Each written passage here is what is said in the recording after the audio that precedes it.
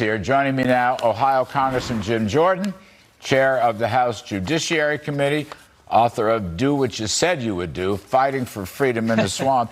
Chairman Jordan, you are the main newsworthy item. We appreciate your coming on this show, by the way, very much. We are most grateful. Good to be with you. And, of course, and let me ask you, sir, first up, did you get any justice from Christopher Wray? Did you get anything that you can get your hands around? Well, I think the big takeaway from today's hearing is what the FBI is doing with Americans' private data. I mean, there was a question asked of Director Wray by a Democrat, and he said, are you purchasing data from Americans through a broker, private information? Is the FBI buying that?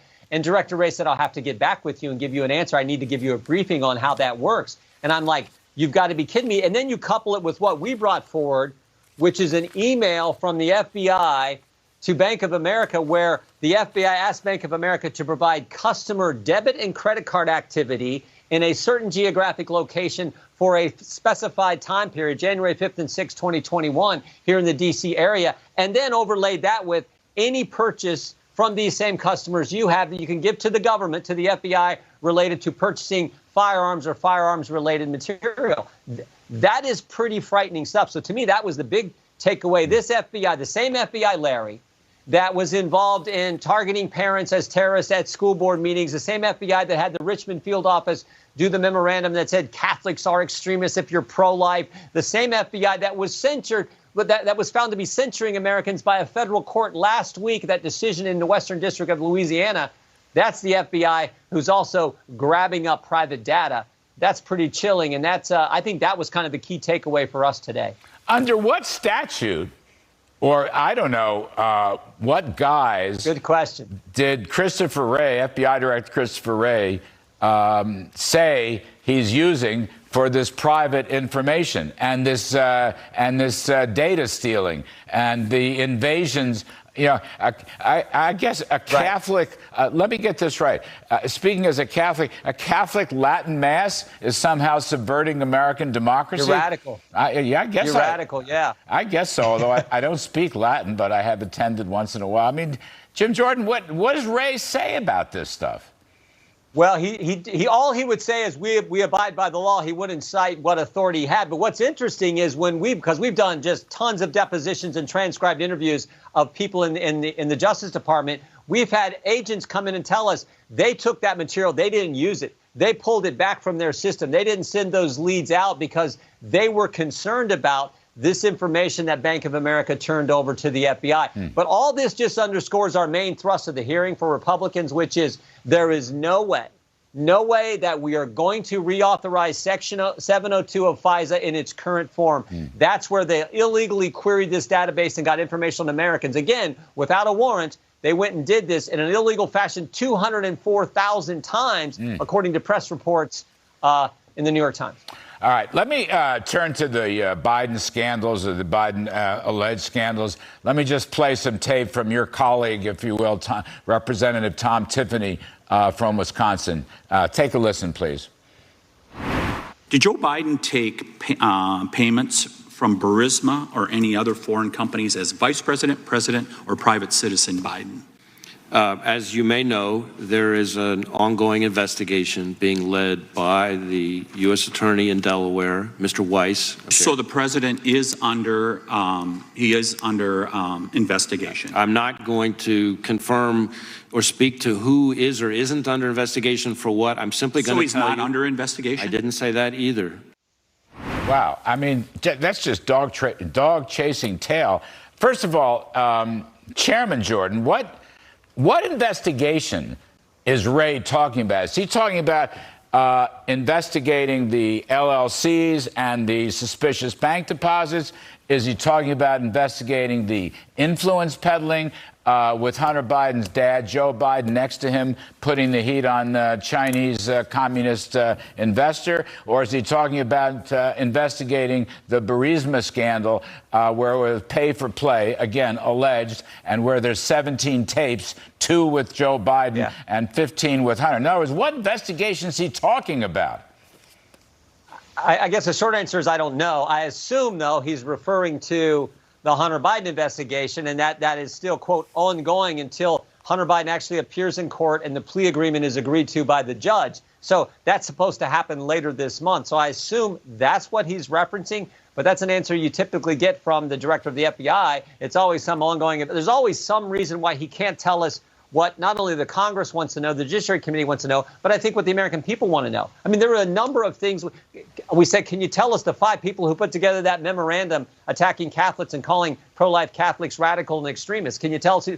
Can't do that. We got an internal investigation going on. Can you tell us the names? And they can't tell you that. Can you tell us any? There's so many questions that we asked that he wouldn't give us an answer to. This is just one more of those. Those examples. Well, did anybody ask him why the FBI denied, then blocked, then slow walked the 1023 report forms that, in fact, talk about the Burisma scandal and talk about the influence peddling? I mean, every step of the way, the FBI has tried to block this. It looks like they're protecting the Bidens. He says they're not. But did anybody bring that up? And what does he say about that? We brought up a host of other things. We brought that up in other discussions with the director. Remember that history there, Larry, was first he wouldn't even confirm that document, that 1023 document from this confidential human source existed. Then he said, oh, yeah, it does exist, but you can't see it. Then he said, OK, we'll let you see it, but only the chairman and the ranking member of the Oversight Committee. Oh, well, then he went to, well, let the full committee see it. We want the country to see it. We want everyone to be able to see this information and evaluate it for themselves. And can you imagine the push? If any of this kind of stuff was going on with the Trump administration, the push there would be to make that information public. But no, they get to say we're going to only show it to the committee in a classified setting, which makes no sense to us. So you want to reduce his appropriations. And in fact, if I understand it, you're thinking about having his headquarters go down to their FBI's Huntsville, Alabama campus, so they get him out of the D.C. swamp and maybe reform the FBI. Did that come up in the hearing? Did you ask Wray if he was ready to do that? Well, it came up from the Democrats who are pushing back against it. But remember, they want a new headquarters and they want money for this new headquarters and for it to be built somewhere here in the D.C. area. We had staff go to the facility in Huntsville. They already consider that a second headquarters. 20 of the 30 divisions in the FBI are already located there in Huntsville. There's all kinds of space. So maybe it would help the Congress, help the country if, in fact, they were operating out of Huntsville. That's why we suggested that as a possibility. And did anyone ask him, there's another story here. The FBI was working with the Ukrainian Secret Service, okay, which is completely infiltrated by Russian, agents and moles. I don't know what they're doing there with that information. Did anyone ask them about that? Oh, yeah, we had members ask about that because we just put out a report on that.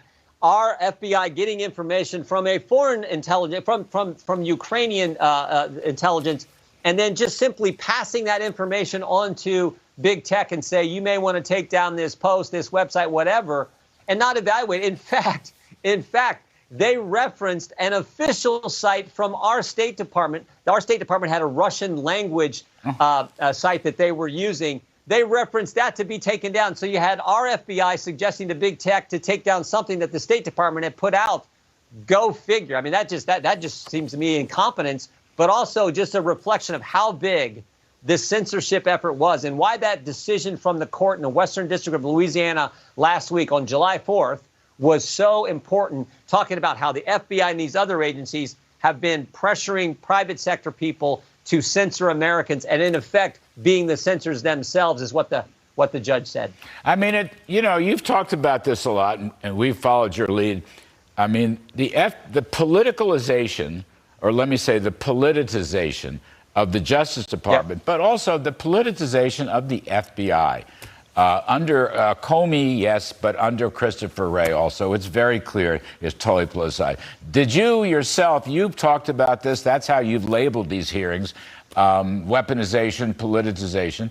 I mean, did you confront him with that? And did he have a response to you? I laid that out in the opening statement that, the same agency that's been involved in all these attacks on parents, attacks on Catholics, a censorship of Americans, raiding a president home 91 days before the midterm election, all this pattern that's happened with this agency. And then for them to say, We want a new headquarters. We want those same taxpayers who we've censored, who we've labeled and called terrorists and extreme Catholics. We want those same people to pay for it. And also, we want you to reauthorize, and this is in his opening statement, we want you to reauthorize FISA in its current form. You've got to be kidding me. I mean, you can't make this stuff up. There is no way we're going to be for that. That FISA reauthorization is due at the end of this calendar year. We are working to make dramatic changes to that to protect Americans' privacy rights and all their liberties. Yes, sir. So, I mean, just to sort of wrap this up, it just Christopher Wray, I think, has to go. I mean, I think the top layers of the FBI main headquarters has to go. That's why I kind of like your Huntsville, Alabama thing, get him out of the swamp. But, you know, do you think anything's going to change here? Or does he just keep bobbing and weaving? I mean, I still, you know, Chairman Jim Jordan, old friend, I mean, I think the Biden scandals, they're alleged, but I think the evidence is growing on this, the pay for play, the Burisma potential bribery stuff. The FBI is right in the middle of that, right in the smack in the middle of that. And it just seems like they're trying to protect Biden any way they can. And that culture's got to be changed. But the personnel have to be changed also, Jim Jordan. Right. And what we can do now, and this is what we're focused on, is use the appropriations process to make the changes, limit how American tax dollars can be spent at these agencies so that they're not weaponized against we the people, not reauthorize FISA in its current form. But in the end, the only way this changes is when you have a new commander-in-chief, you have a new president. And you were talking about all the great things that happened in the Reagan economy. I'm for President Trump. And I would just say this, all those things you referenced in your opening, which were great, Larry, they also happened when you were working in the Trump administration under President Trump. We had a roaring economy because we cut taxes, we reduced regulations, and things were just humming along. That's what we got to get back to. And, oh, by the way, if President Trump is in the White House, I think then you get the personnel in place to make sure this kind of stuff doesn't happen. Yes, sir. I'll just say that. Yes, sir. Cut taxes and clean the swamp. How's that? We can just generalize that whole story. Sounds good. Anyway, you can run on that. Yeah, you can run on that. Chairman Jim Jordan, thank you for your service. Thank you for the hearings today. And thank you for helping us on the show. We appreciate it, as always.